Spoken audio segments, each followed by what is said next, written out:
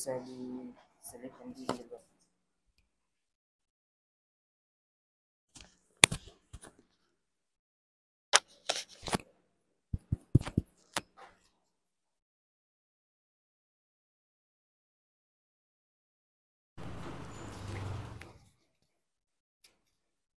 Gimana peserta? Sudah siap? Iya, insya Allah sudah stas.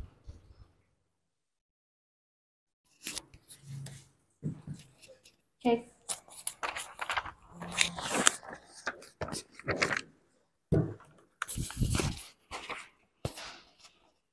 Baik, bismillahirrahmanirrahim. Assalamualaikum warahmatullahi taala wabarakatuh. Assalamualaikum warahmatullahi wabarakatuh. Alhamdulillah, salatu wassalamu ala rasulillah wa alihi wa sahbihi wa mawalah amma ba'd. Jadi hari ini alhamdulillah kita berjumpa kembali di kegiatan lomba buatan penyusunan makalah Al-Quran, karya tulis ilmiah Al-Quran. Jadi kemarin hari Jumat proses penyusunannya, oleh karena tidak cukup waktu maka kita lanjutkan hari ini, hari Sabtu tanggal 24 Februari untuk presentasinya.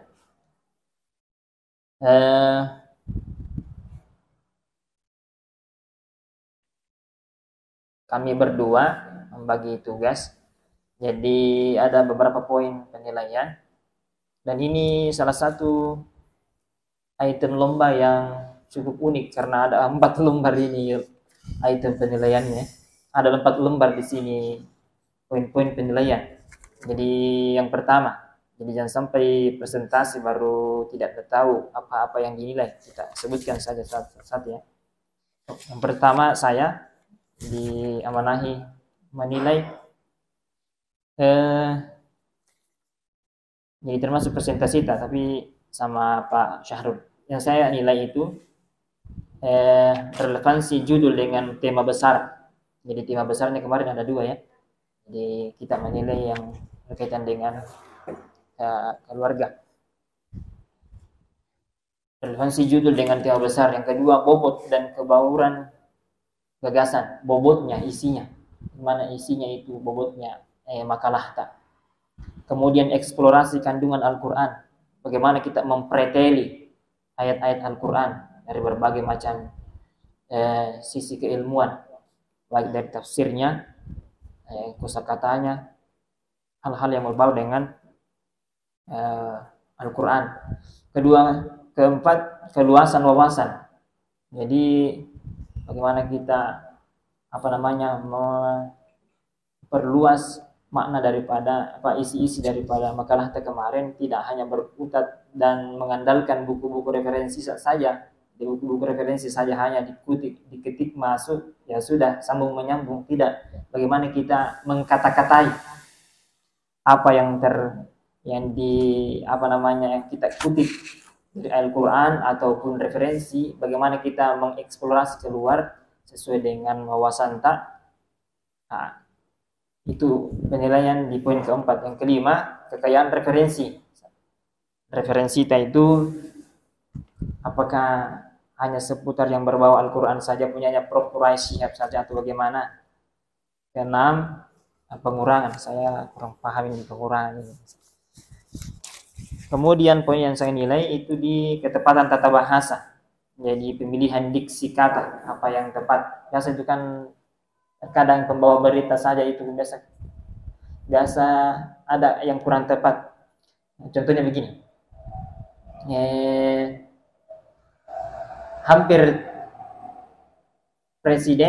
ketika presiden hampir terpilih, saya datang. Ada Pak Presiden nyaris terpilih ketika saya datang. Dia hampir tertabrak ketika saya lewat. Pemilihan diksi kata hampir dan nyaris itu kan sebenarnya mirip. Tapi contoh yang tadi itu tidak tepat. Itu pemilihan tata bahasa. Jadi mirip hampir dengan nyaris, tapi ada tempatnya. Nah, ketepatan tata bahasa. Kemudian ketepatan tanda baca. apakah terlalu banyak komanya, karena terkadang itu bahasa lisan dan bahasa tulis, ragam bahasa lisan dan ragam bahasa tulisan itu tidak sama. Ya, terkadang memang di ragam bahasa tulisan kita agak berhenti, tapi itu tidak dibutuhkan tanda koma di situ di ragam bahasa tulis di makalah. Kemudian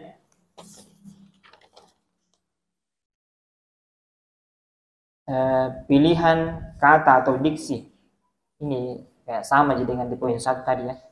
Jadi saya seputar itu ya. Saya di seputar itu di makalah tak.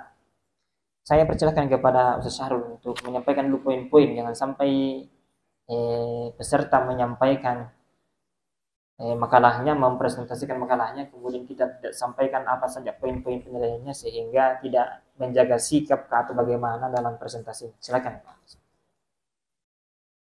Ya, bismillahirrahmanirrahim. Untuk peserta Karya 09 kami sampaikan bahwa saya dapat amanat untuk menilai yang pertama itu kualitas paparan. Nah, ini kayaknya terkait dalam presentasi sebentar. Kemudian kualitas jawaban dan etika presentasi, termasuk dalamnya emosi. Kemudian yang selanjutnya adalah, nah ini terkait materi tulisan.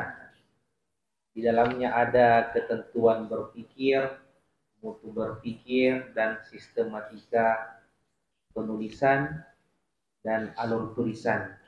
Itu yang menjadi amanah dalam penilaian yang diberikan kepada saya. Terima kasih. Baik, untuk lebih menghemat waktu sekarang pukul 11 ya? Iya, 10.48. Ya. 10.48. Iya, 11. Dipersilakan kepada peserta untuk menyelesaikan makanan. Silakan. Baik, terima kasih. Bismillahirrahmanirrahim. Assalamualaikum warahmatullahi wabarakatuh. Assalamualaikum warahmatullahi wabarakatuh.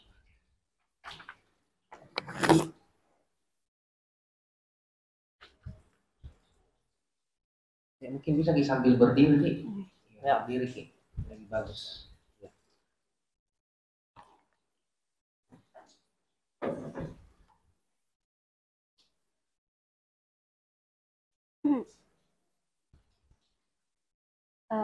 Baik, saya ulangi. Assalamualaikum warahmatullahi wabarakatuh. Waalaikumsalam warahmatullahi wabarakatuh.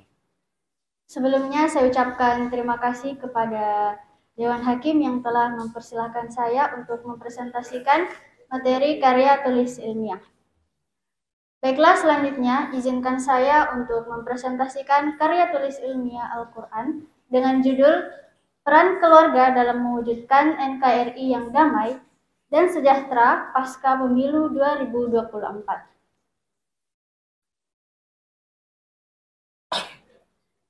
Yang pertama, latar belakang. Menurut Kamus Besar Bahasa Indonesia, keluarga adalah kumpulan orang-orang yang memiliki hubungan darah satu sama lain yang terdiri dari ayah sebagai kepala keluarga, ibu, dan anak sebagai anggota keluarga. Nah, keluarga ini merupakan unit terkecil dari lapisan sosial kemasyarakatan. Nah, sebagai lapisan atau unit terkecil dari sosial kemasyarakatan, keluarga memiliki peran yang sangat penting dalam kehidupan bernegara. Nah, salah satu peran keluarga dalam kehidupan bernegara adalah dalam penyelenggaraan demokrasi. Salah satu bentuk penyelenggaraan demokrasi di negara kita adalah ajang pemilihan umum atau pemilu. Dalam kontestasi pemilu, salah satu hal yang kerap terjadi adalah adanya perbedaan pilihan antar masyarakat, baik dalam lingkup masyarakat luas maupun keluarga sebagai unit terkecil di masyarakat. Nah, perbedaan inilah yang kerap menimbulkan ketegangan sosial yang berakibat pada keretakan hubungan antar sesama. Dalam hal ini, peran keluarga sangat penting untuk mencegah terjadinya perpecahan atau disintegrasi bangsa akibat keretakan hubungan antar sesama tersebut.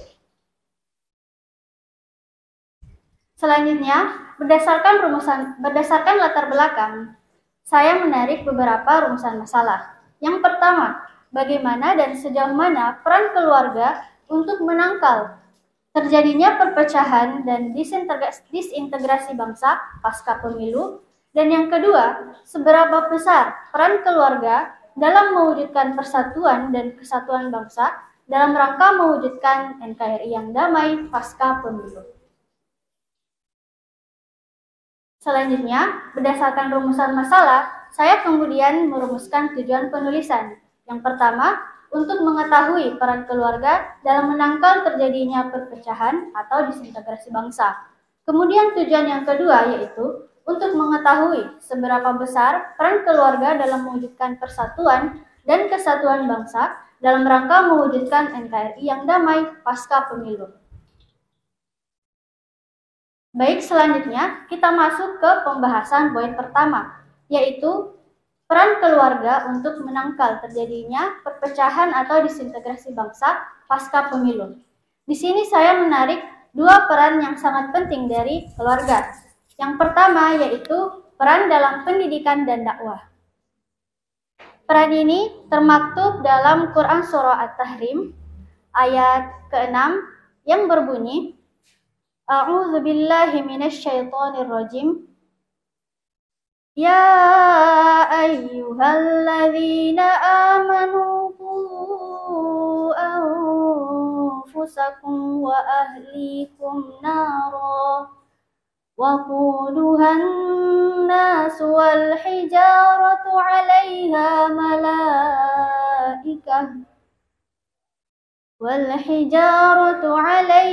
malaikatun gilazun shidalun la ya'suna Allah ma amaruhum wa yaf'aluna ma yu'marun.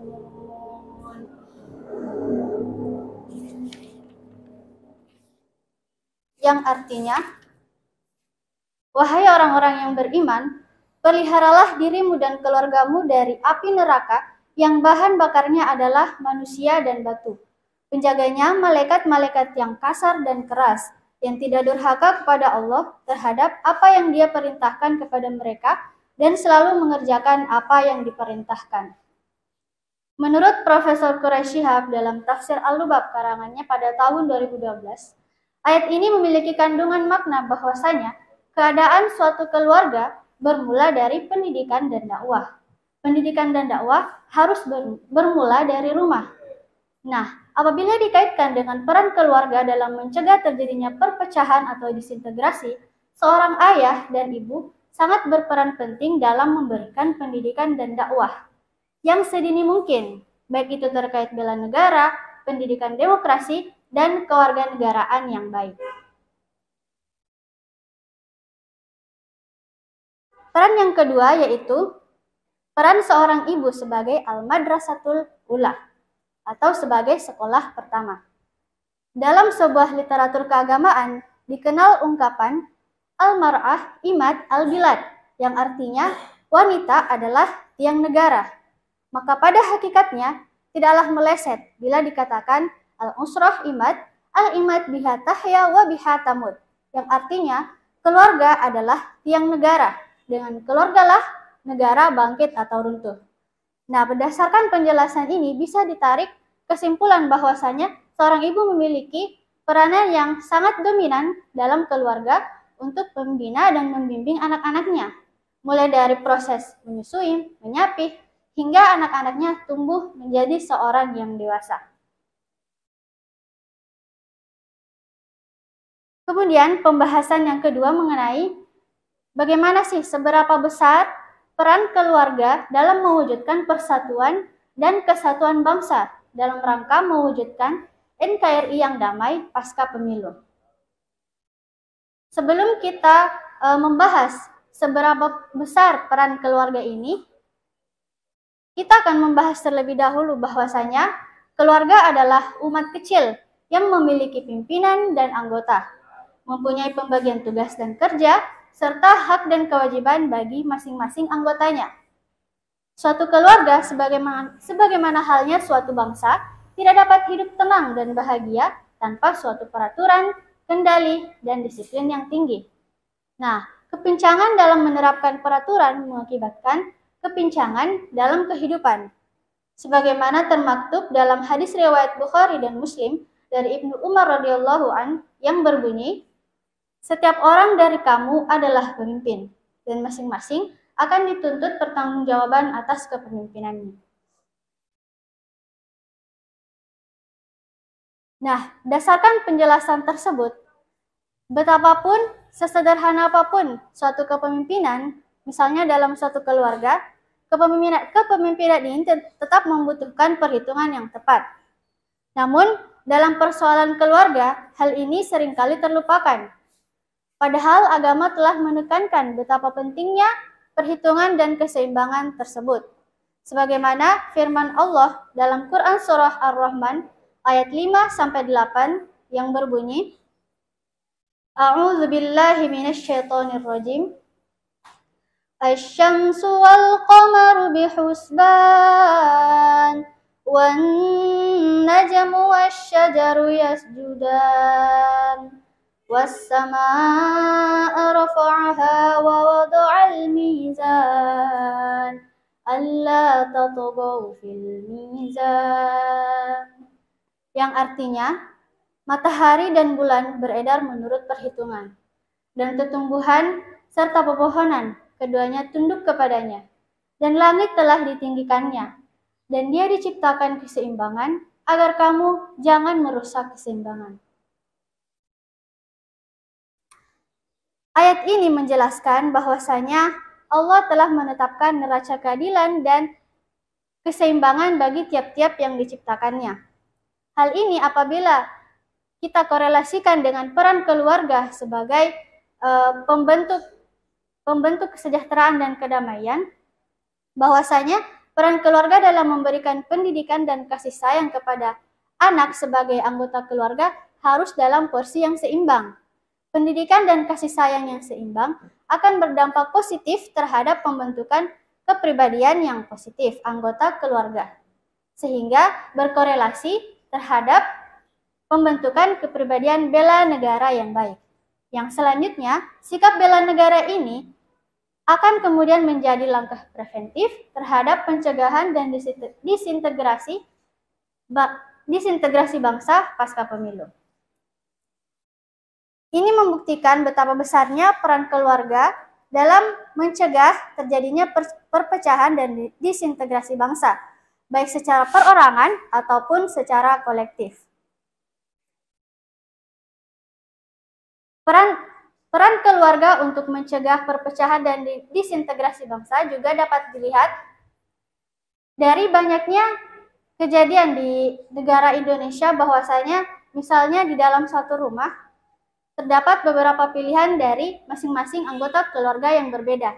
Nah, perbedaan pilihan ini sering menjadi alasan terciptanya pertikaian.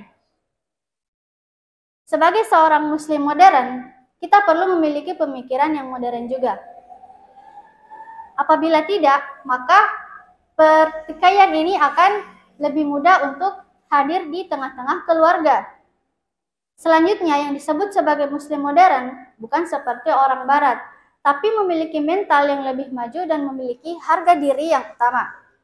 Pemikiran modern seperti ini perlu diterapkan dalam kehidupan berkeluarga di Indonesia untuk mencegah terjadinya perpecahan dan disintegrasi bangsa.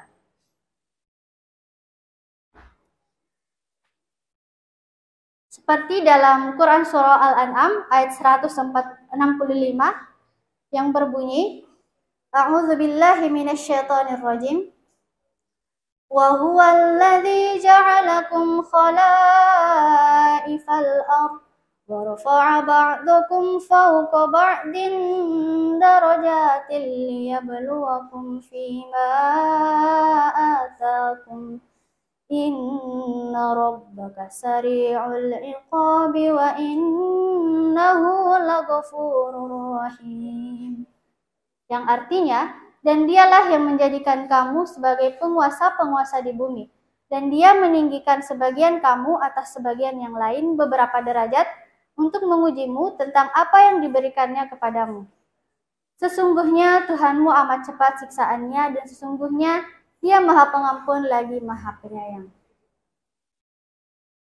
Berdasarkan ayat tersebut, dapat ditarik kesimpulan bahwasanya dalam hidup modern, umat Islam perlu menjadi Muslim yang modern dengan menerapkan sifat-sifat seorang mukmin yang dapat dijadikan sebagai acuan hidup keluarga damai dan sejahtera, yaitu bersih diri, taat beribadah, banyak bersyukur, berjuang untuk mencapai kemajuan, melaksanakan ruku dan sujud untuk menegakkan kebenaran, senantiasa mencegah kemungkaran dan menjadi penegak keadilan.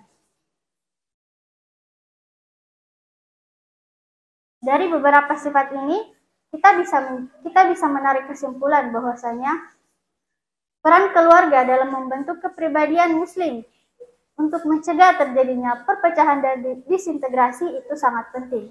Sebab keluarga bisa menjadi landasan pendidikan dan dakwah bagi anggota keluarganya sedini mungkin.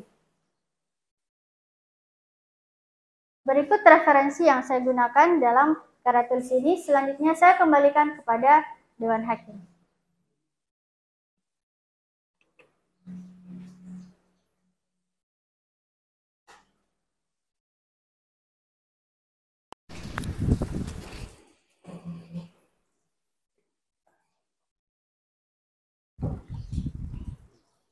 Ya, terima kasih. Ya.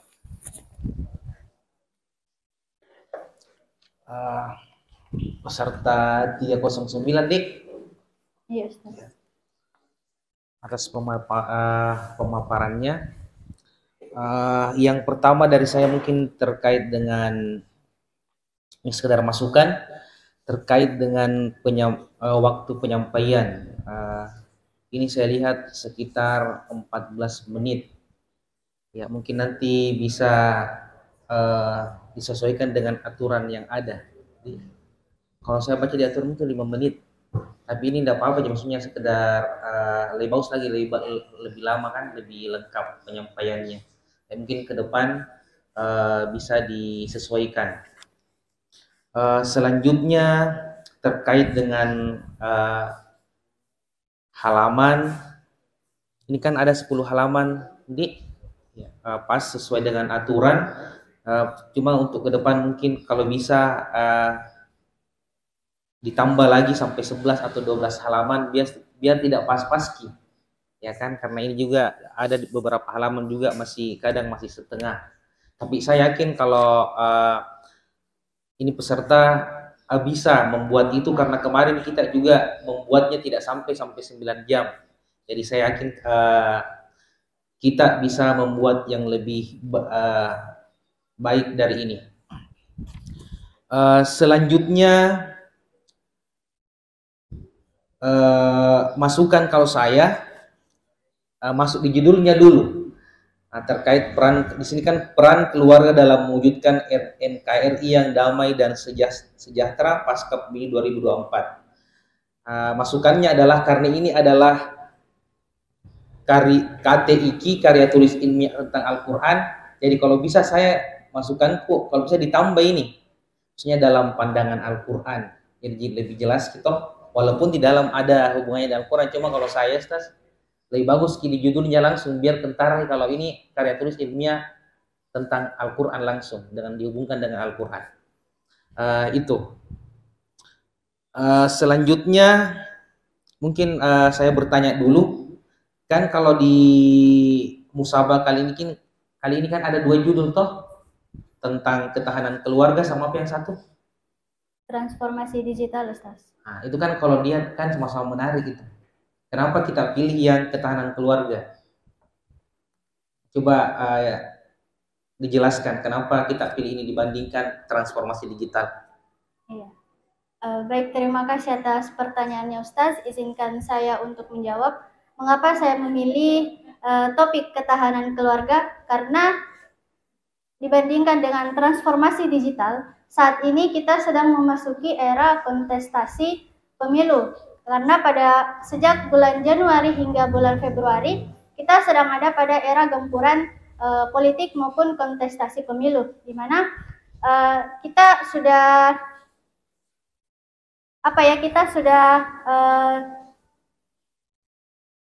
mohon maaf saya ulangi. Ya.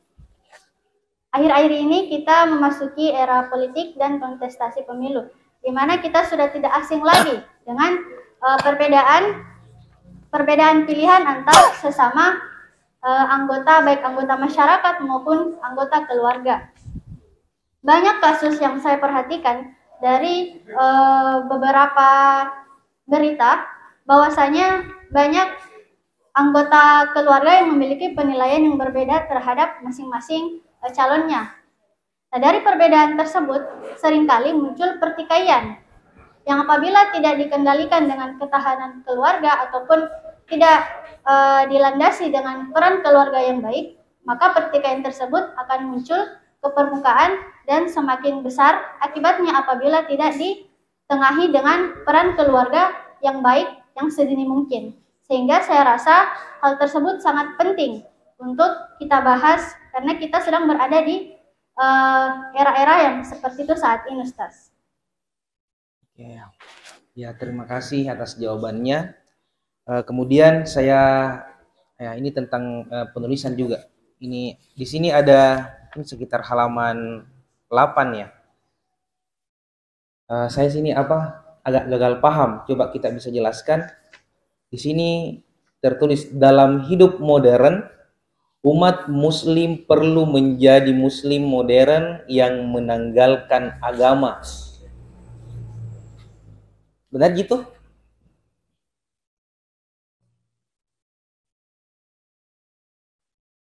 Halaman kita lihat Ji? Iya. Nah, coba kita. Dibaca coba.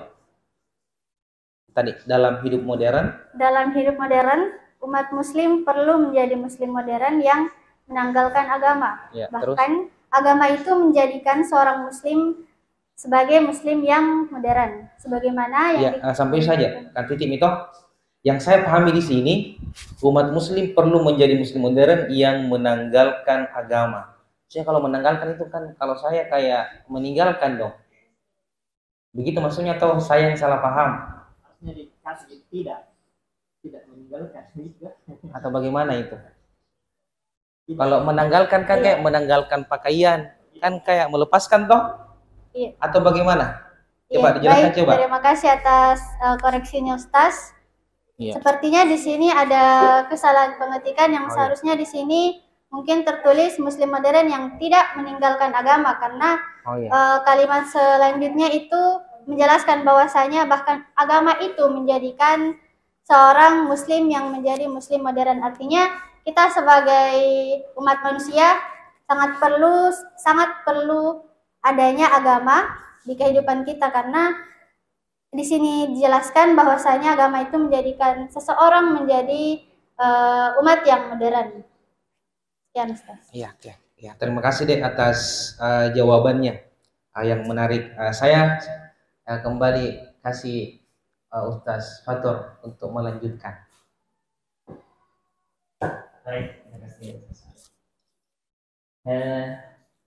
Yang pertama, jadi saya sampaikan tadi bahwa saya fokus di penilaian karya tulis ilmiah. Yang pertama saya mau lihat dulu makanan kasus kemarin itu kan kosong ya, tidak ada ayatnya, dan di buku pedoman itu harus tulis tangan. Saya mau lihat dulu makanan seri. Baik, yang kedua, jadi saya mengikuti panduan penilaian ini.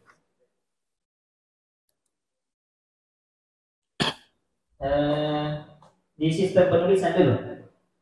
Sistem penulisan itu di MTQ itu dan saya amati tingkat provinsi itu banyak dosennya UI.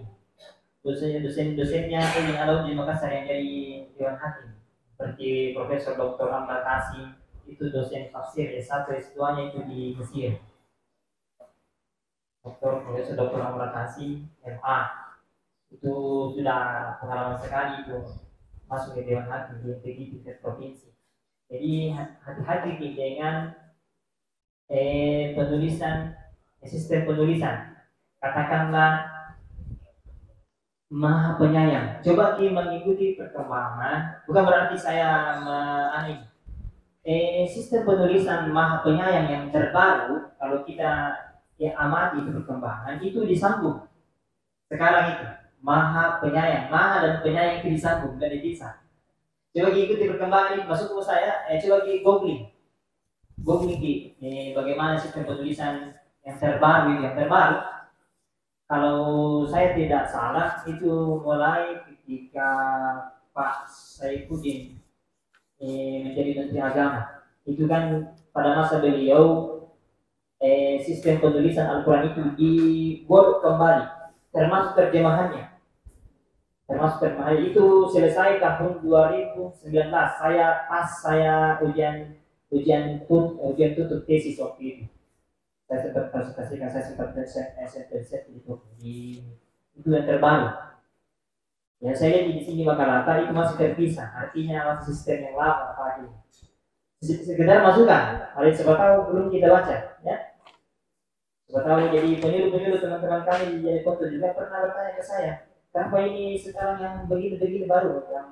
Memang ada sistem penulisan yang baru. Ya, makanya kalau kita mengutip Kamus Bahasa Indonesia itu lengkapi dengan terbitan tahun berapa? Karena terbitan Kamus Besar Bahasa Indonesia tahun 80-an itu beda dengan yang sekarang itu karena hampir beberapa periode itu mengalami terus perkembangan. Jangan dibilang ejaan yang sudah disempurnakan bahwa betul-betul sudah sempurna, tidak.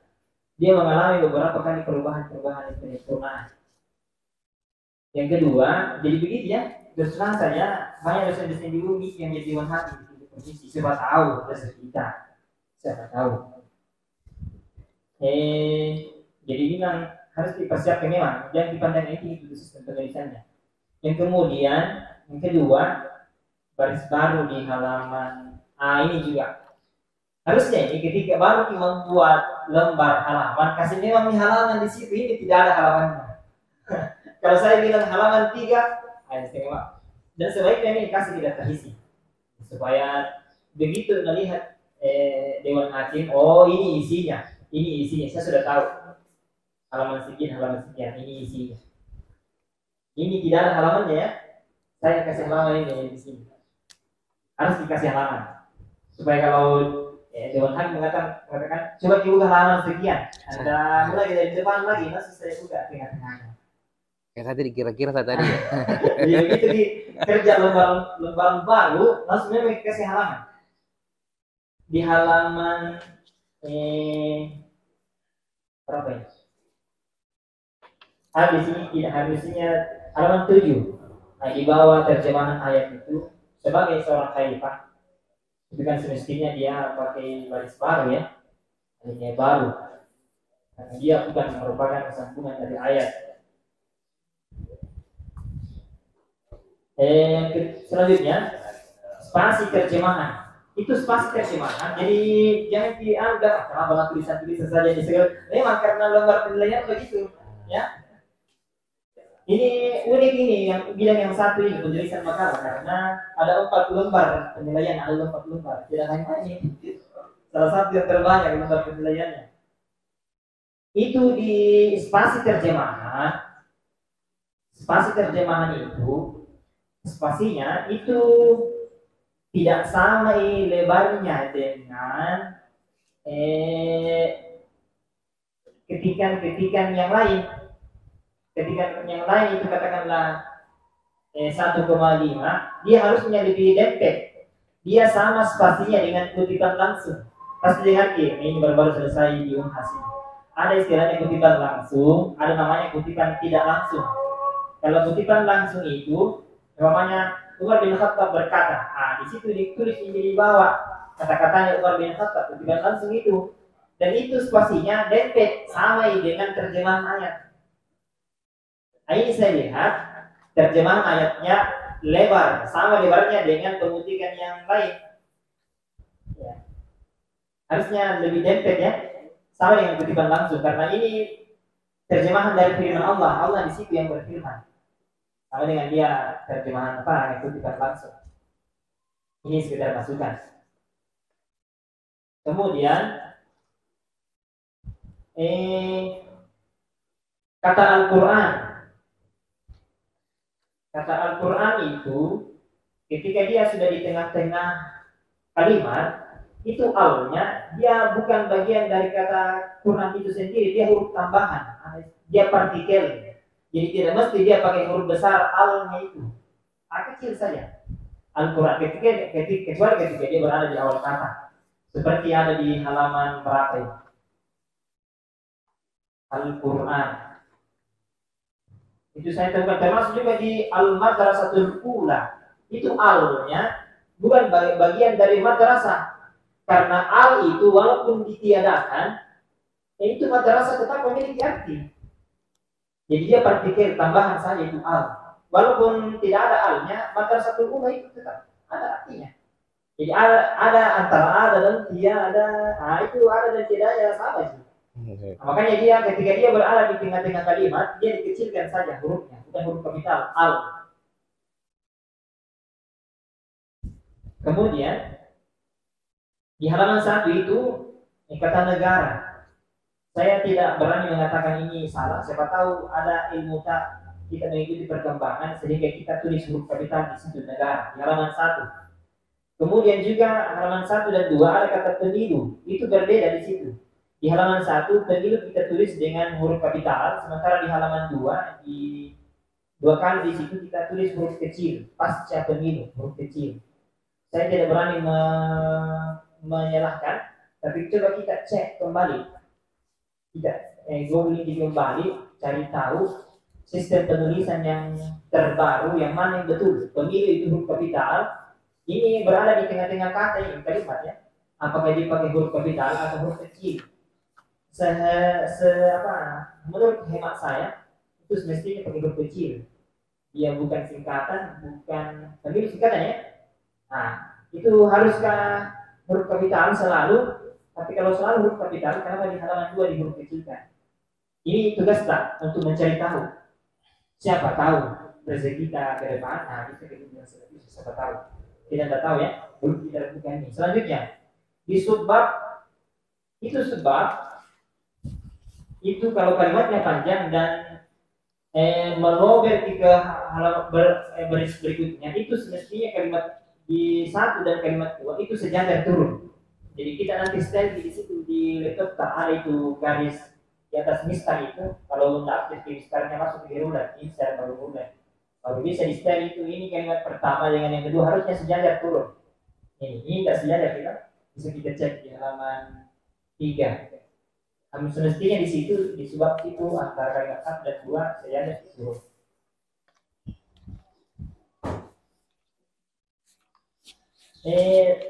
Jangan dipandang enteng itu sistem penulisan. Apalagi di UI itu sekali lagi saya ulangi bahwa banyak dosen UI yang banyak masuk di Dewan Hakim Provinsi. Kemudian tanda koma di halaman 3 itu mereka, tetapi, perempuan, di situ banyak sekali koma. Seperti yang saya katakan tadi bahwa bahasa lisan dengan ragam bahasa tulis itu banyak memiliki perbedaan. Walaupun di bahasa lisan kita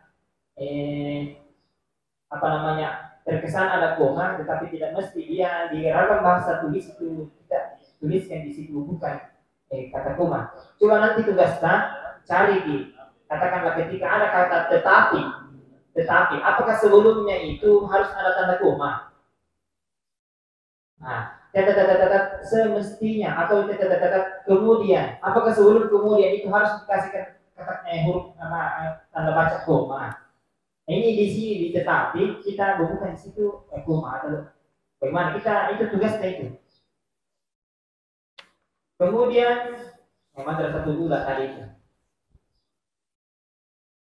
Kemudian ketetapan ketepatan tata bahasa di halaman 1 itu perselisihan perbedaan pendapat. Semestinya di situ kan di antara ya dan di perselisihan dan perbedaan pendapat. Jadi saya fokus di ilmu ini. Kemudian apa ini? Tidak ada. Saya catat tadi. Di eksplorasi kandungan ayat. Itu eksplorasi kandungan ayat. Saya kembali dulu ke sini. Di halaman 3. Itu kita mengutip di sini itu eksplorasi satu ayat itu walaupun atau mungkin 1-2 kata ayat kita preteli di situ. Preteli, tetapi kemudian bukan mesti ditampilkan di layar utama, bisa ditampilkan di footnote. Katakan begini. Secara redaksional ayat tersebut tertuju kepada kaum pria atau ayah. Tetapi itu bukan hanya tertuju kepada mereka, tapi juga kepada perempuan. Apa yang kita saya tanya ini? Apa yang kita pahami tentang kalimat ini? Yang mana di situ ayat di sini di halaman 3 itu yang menunjukkan bahwa ayat ini secara redaksional itu menunjuk kepada kaum ayah, kaum laki-laki saja. Mana di situ ayatnya? Coba tunjukkan di situ potongan ayat yang kita catat, kita kutip di sini bahwa secara redaksional ayat tersebut tertuju kepada kaum ayah. Tetapi itu bukan hanya tertuju kepada mereka, kaum ayah saja, tetapi juga tertuju kepada perempuan. Nah, ini bisa kita eksplorasi, bisa dikulik itu sampai ke dalam-dalamnya. Saya tanya dulu.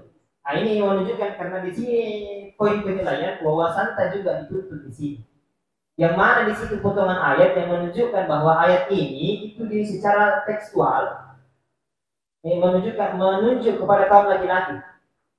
Halaman 3. Karena di sini di lembar penilaian dituntut memang wawasan. Eksplorasi kandungan ayat Al-Quran ada di poin 3. Coba di mana di situ potongan ayat yang menunjukkan bahwa secara tekstual ayat ini menunjuk kepada laki-laki saja yang menjadi pimpinan dalam keluarga. Mana di situ? Surat mana? Coba kita baca ayat dulu. Halaman 3.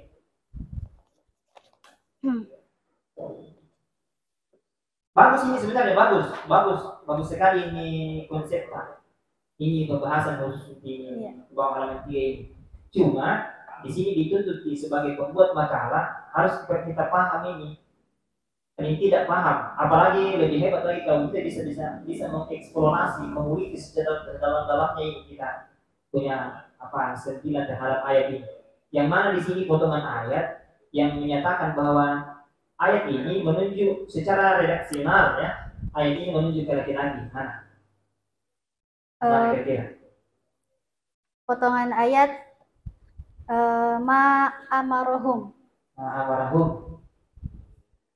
Nah, yang mana di situ ma amarahum semuanya?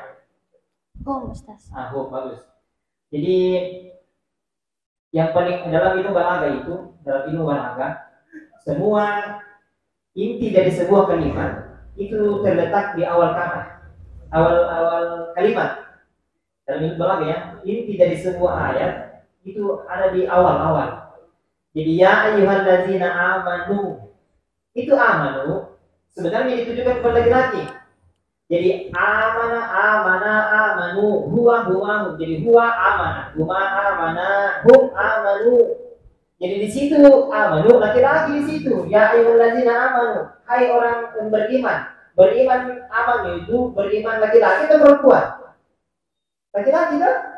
Di situlah. Tetapi dalam bahasa Arab itu kalau dipanggil ke laki-laki maka perempuan ikut nih, sama dengan assalamualaikum. Kalau kita masuk ke dalam ruangan, ada 1.000 orang di dalam ruangan di Allah, 2 sekali. Tapi ada satu, semuanya yang 1.000 orang itu perempuan semua. Tapi ada di antaranya 1 orang laki-laki, tapi dia masih bayi, masih digendong. Makanya kita katakan assalamualaikum, karena perempuan ikut sama bayi yang 1 orang itu laki-laki. Jadi kalau ada laki-laki itu satu orang, perempuan itu semua. Assalamualaikum. Sama dengan ya ayyuhallazina amanu. Yang dipanggil di situ laki-laki. Ya ayyuhallazina amanu tidak ada itu. Kalau perempuan, amanu, amanata, amanna. Itu perempuan itu. Ya ayyuhallazina amanu wa amanna. Hai orang-orang yang beriman laki-laki dan beriman perempuan. Tapi yang disebutkan di situ amanu, berarti laki-laki saja. Tapi aturan dalam kaidah bahasa Arab kalau disebutkan laki-laki, itu perempuan. Nah, kita kutip lagi di sini. Sebagaimana dalam ayat puasa, saya baca itu. Nah, itu ya ayat puasa kan ya ayyuhallazina amanu kutiba alaikumusiyam. Hai orang-orang yang beriman, diwajibkan atas kamu berpuasa. Siapa di situ orang beriman siapa? Perempuan atau laki-laki? Laki-laki kan? Tidak ada perempuan di situ. Tapi itu nih dalam bahasa Arab itu kalau disebutkan laki-laki, perempuan ikut. Nah, pertanyaannya begini, kenapa itu di surah Al-Jumu'ah? Ya ayyuhalladzina amanu idza nudiya lis-salati min yaumil jumu'ah. Nah, laki-laki disebut untuk melakukan salat Jumat. Kenapa jadi perempuan? Nah, itu kembali ke hadis Rasulullah. Hadis Rasulullah itu bahwa ketika beliau salat Jumat itu tidak mewajibkan laki-laki, maka jatuhlah di situ kewajiban salat Jumat untuk perempuan. Itulah namanya tafsir hadis menafsirkan ayat. Gitu ya. Jadi kita eksplorasi. Tidak mesti di halaman inti kita jelaskan, tidak. Kalau ada penjelasan tambahan bisa kita jelaskan di footnote. Itulah kekurangannya kita juga teman-teman yang teman-teman akademisi. Saya lihat di karya-karya tulis ilmiah, kalau saya masuk di perpustakaan di Pasca di UI itu di footnote mereka membatasi, barangkali mereka memahami bahwa footnote itu hanya tujuannya untuk diisi di situ referensi buku-buku ini. Tidak. Kalau ada saran, ada apa yang ada di pikiran kita, bisa kita explore di situ. Makanya kalau kita buka bukunya profesor-profesor, dokter-dokter itu di perpustakaan, itu footnote-nya itu bahkan hampir setengah halaman. Itulah fungsinya, salah satu fungsinya itu footnote. Jadi gagasan-gagasan apa yang kita pahami tentang yang kita sebutkan di atas, yang tidak bisa kita cantumkan di atas, bisa kita cantumkan dan explore di bawah di footnote-nya. Jadi saya masukkan, nanti bisa kita jelaskan di bawahnya ini bahwa penjelasan dalam bahasa Arab itu kalau laki-laki disebutkan, maka perempuan ikut. Kalau ada lebih bagus lagi, kalau kita bisa cantumkan di mana sumbernya. Nah begitu. Begitu ya, itulah yang mengeksplor. Dan ada penilaiannya di sini. Eksplorasi kandungan ayat Al-Quran. Selanjutnya,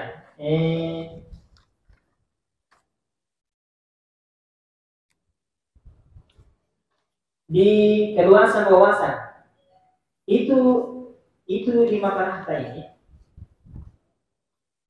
Di makalah ini katakanlah di halaman 6. Di halaman 6 beberapa kasus di Indonesia membuktikan adanya pertikaian antar sesama anggota keluarga. Karena adanya perbedaan pilihan. Di sini itu ada rasa ngambang. Kita seakan-akan membuat opini tapi tidak ada buktinya. Kalau kita mengatakan ada beberapa kejadian, itu harusnya paling tidak kita tampilkan di footnote. Makanya disebutkan di sini penilaian, di sini lembar penilaian, keluasan wawasan tak. Sebutkan yang paling tidak satu contoh kasus yang pernah terjadi dalam sebuah keluarga gara-gara pemilihan nama berkelahi. Iya. Dan itu kita cantumkan bahwa ini dari tempo dari tanggal sekian, tahun sekian. Jadi ini tidak ada informasi detailnya bahwa pernah terjadi kapan. Kalau orang serius dan detail cara berpikirnya anak ini ya udah bisa kita bantai ini ya. Di mana coba? Makanya nanti di jenjang coba di mana saya tanya di mana pernah kita lihat ada kejadian seperti itu. Jadi kalau memang tidak pernah terjadi atau kita ragu-ragu, jangan coba memancing Dewan Hakim itu jangan memberikan peluang untuk Dewan Hakim itu untuk mengulik kita, jangan. Ini kita kasih jalan Dewan Hakim untuk membantu kita habis-habis dengan orang-orangnya. Iya, harus tanya. Kemudian juga saya ingat Satu. Jadi berikan kondisi itu contoh kasus atau kejadian yang pernah kita baca barangkali. Sekali lagi bahwa ini membutuhkan wawasan ya, wawasan tak pernah dibaca. Kemudian sebutkan katakanlah di tahun pemilihan umum tahun 2024 terjadi kasus begini. Terjadi di mana dan seterusnya. Itu memberikan keterangan lebih detail kepada pembaca. Kemudian kalau bisa juga tampilkan solusi-solusinya. Katakanlah kita di sini kan menyodorkan wacana bahwa peran keluarga. Ada tidak buktinya? Ada tidak buktinya selama ini? Kan sudah bertahun-tahun bagi kita yang melalui pemilu. Nah, ada perkelahian dalam keluarga. Sekarang kita menyodorkan hidangan yang namanya makalah ini bahwa peran keluarga itu sangat besar sekali untuk untuk meniadakan perselisihan di masyarakat berkaitan dengan pemilu. Ada tidak buktinya? Pemanya tuh ada kegiatan-kegiatan takdim sehingga di kampung sana itu memang sedikit terjadi sengketa atau perkelahian dalam keluarga. Kemudian ada saya kutip juga ini sebagai pelajaran buat kita. Ini di halaman 4. Saya betul-betul baca ini. Halaman 4 itu kita membuat di sini. Saya tidak tahu kita masih menyala itu kan? Masih menyala proyektor. Nah, kita buka halaman yang mengatakan tadi itu al-mar'atul iman biha tahya wa biha tamut. Ada tidak di situ? Ada saya tadi saja. Iya ini nih. Iya ini. Di mana kita ambil referensi? Di mana kita ambil? Di bukunya Prof. Quraisy. Harusnya kalau ada tampilkan di sini. Harus biar tersusun di sini banyaknya Quraisy tersusun banyaknya di sini tidak apa? Karena ini alinea baru ini lah. Alinea baru dan harus ditentukan kecuali dia ada dalam paragraf harus tetap di ujung kalimat itu tampilkan di mana kita ambil. Jadi sini diambil di bukunya Prof. Quraisy karena dalam sebuah literatur. Jadi sedikit masukan kalau memang kita pernah kita baca, tapi kita tidak tahu atau mungkin lupa, jangan dimasukkan sekali-sekali memasukkan di materi kita, jangan. Saya pernah waktu ujian hasil tesis saya itu, saya meneliti tentang huruf hamzah qati dan hamzah wasl dalam surah Al-Baqarah. Saya sebutkan di situ menurut kajian tasawuf bahwa semua kandungan dalam Al-Quran itu terdapat pada Al-Fatihah. Semua kandungan surah Al-Fatihah itu termaktub dalam Bismillah, dan semua kandungan Bismillah sudah termaktub dalam huruf ba, dan semua kandungan dalam huruf ba itu ada pada titiknya. Saya tidak ada tahu. Dokter Munir itu gimana kami ini? Dia bilang saya pernah baca tapi saya kira jangan kasih keluar harus ini karya tulis ilmiah ini harus ilmiah jelas sumbernya. Kalau tidak jelas sumbernya itu membuka lowongan pori-pori untuk dewan hakim menguliti kita itu, jangan sampai itu menjadi sandungan sehingga kita gitu ya. Kalau jelas sumbernya tampilkan, kalau tidak jelas lebih baik buang. Jadi jangan membuka peluang sekecil apapun untuk penguji itu menguliti dan membantu kita dengan orang lain terbanyak. Jangan. Iya. Itu juga ini berdasarkan di halaman 4. Ini juga PowerPoint. PowerPoint ini itu PowerPoint. Namanya saja PowerPoint. Itu poin-poin pentingnya di dalam. Dan saya lihat ini hampir sama jadi mengalahkan.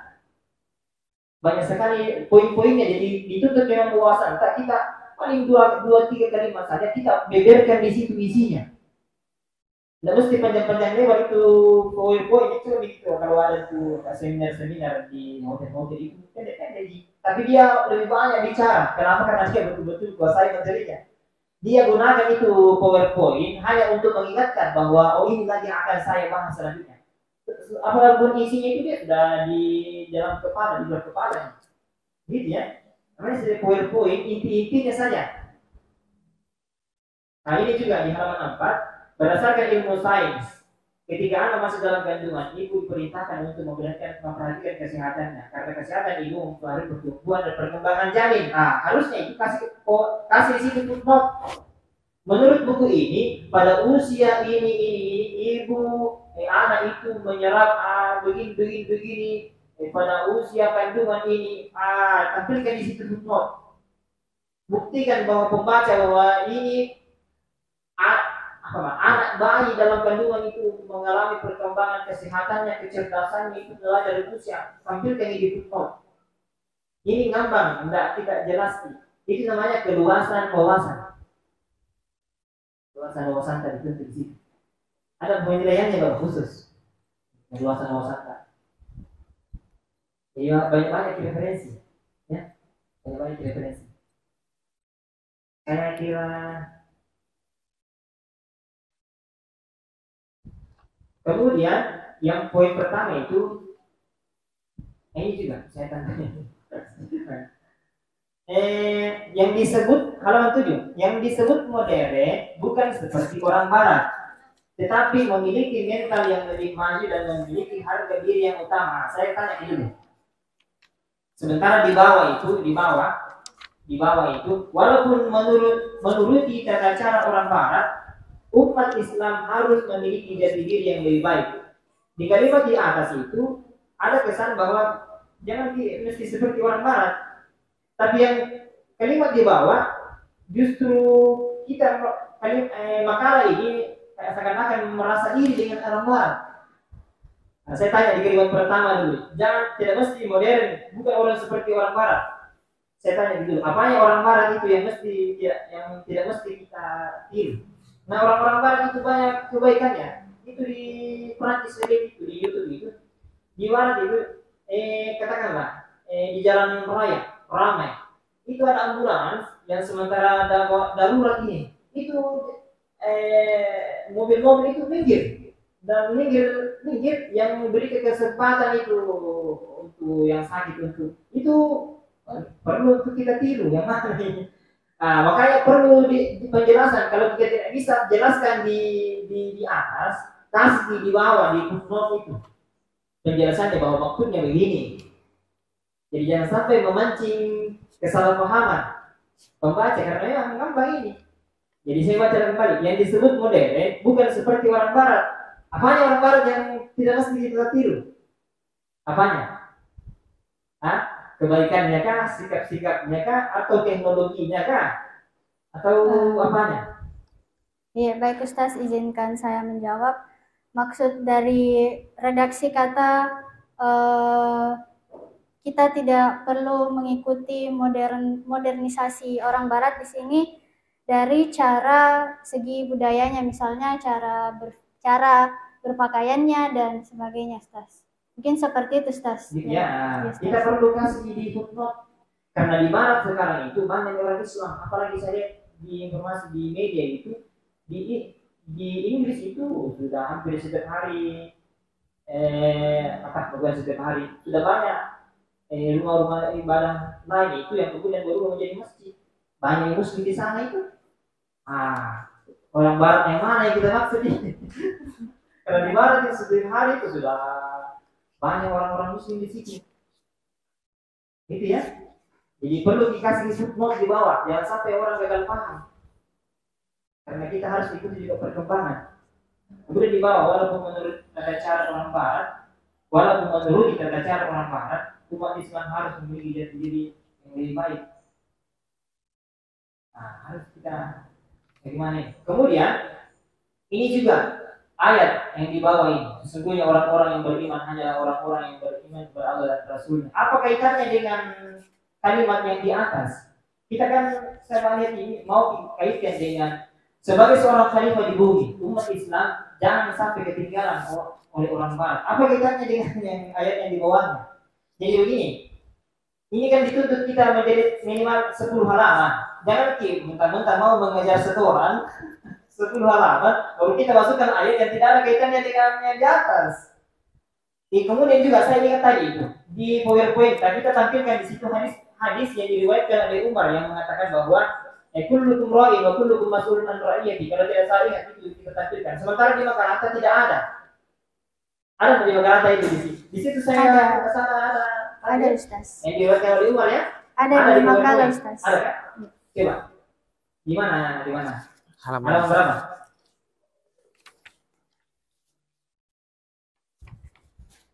Jadi PowerPoint itu ringkasan dari makalah, bukan tidak ada yang di makalah, nah justru ada di PowerPoint. Bagusnya itu makalah kita lebih lengkap daripada PowerPoint. Coba di mana itu hadis yang mengatakan bahwa di sini ayat halaman 4 Ustaz. Halaman 4.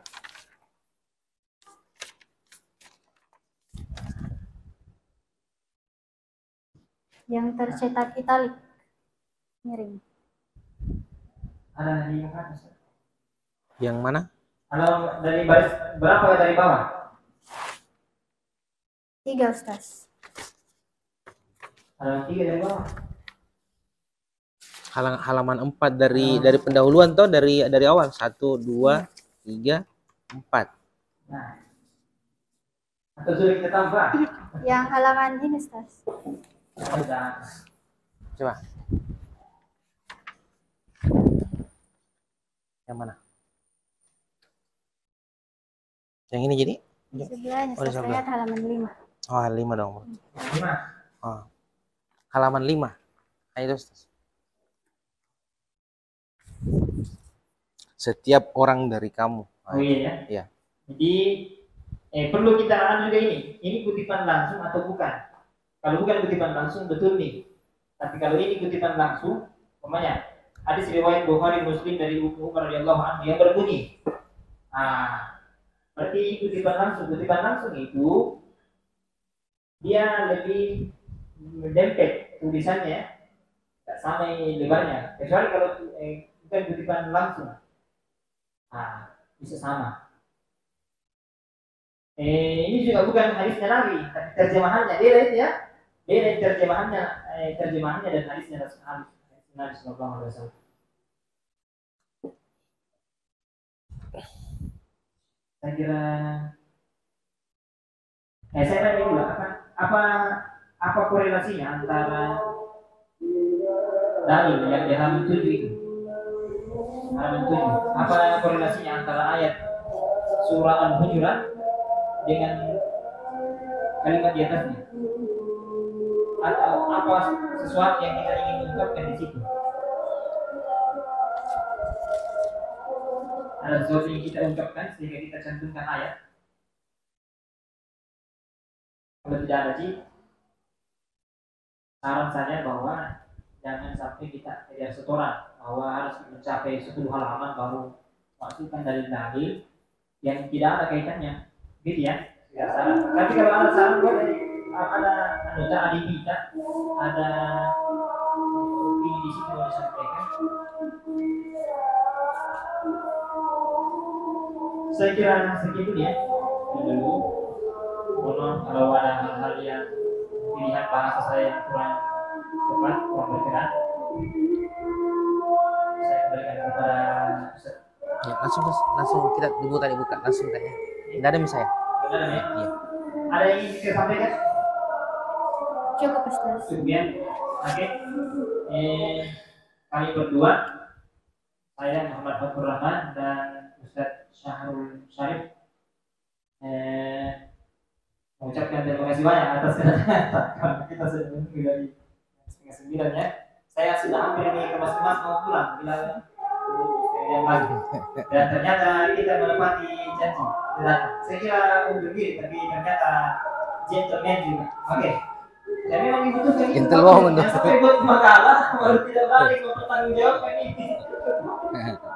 Oke, terima kasih ya atas presentasinya. Mohon maaf kalau ada kami berdua ada pilihan diksi kata kami yang kurang berkenan di hati ya. Oke, kita akhiri. Assalamualaikum warahmatullahi wabarakatuh. Assalamualaikum warahmatullahi wabarakatuh.